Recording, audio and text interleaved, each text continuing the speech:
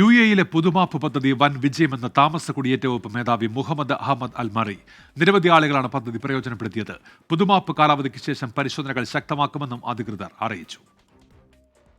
UAE പ്രഖ്യാപിച്ച പൊതുമാപ്പ് പദ്ധതി അവസാനിക്കാൻ ദിവസങ്ങൾ മാത്രം ബാക്കി നിൽക്കുകയാണ്. പൊതുമാപ്പ് പദ്ധതി വൻ വിജയമാണെന്നാണ് അധികൃതർ പറയുന്നത്.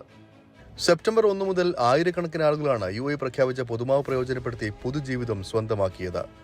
ആദ്യം 2 മാസത്തേക്ക് ആരംഭിച്ച പൊതുമാപ്പ് പിന്നീട് federal authority four identity, citizenship, customs, port security 2 മാസത്തേക്ക് കൂടി നീട്ടുകയായിരുന്നു.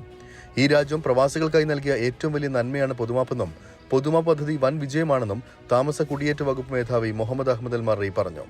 Thank you all for coming today and sharing your experience of life with us. I think, as we said through the press conference, that we are one team. We are partners together. We should share our information together. I have to thank all of you. Amnesty is going to finish already 4 months. We are very happy for the results. It's extremely amazing. We should calculate the result, the benefits for everyone. Most of them, 100% of them are happy.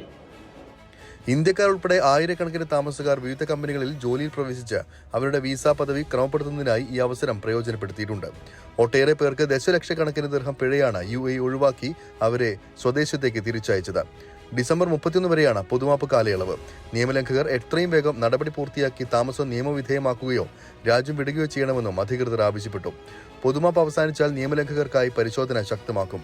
പിടിക്കപ്പെട്ടാൽ തടവും പിഴയും നാടുകടത്തലുമാകും ലഭിക്കുന്ന ശിക്ഷ. December 31 ശേഷം രാജ്യവ്യാപകമായുള്ള പരിശോധനകൾ കർശനമാക്കുമെന്നാണ് നിയമലംഘകർക്ക് അധികൃതർ നൽകുന്ന താക്കീത്.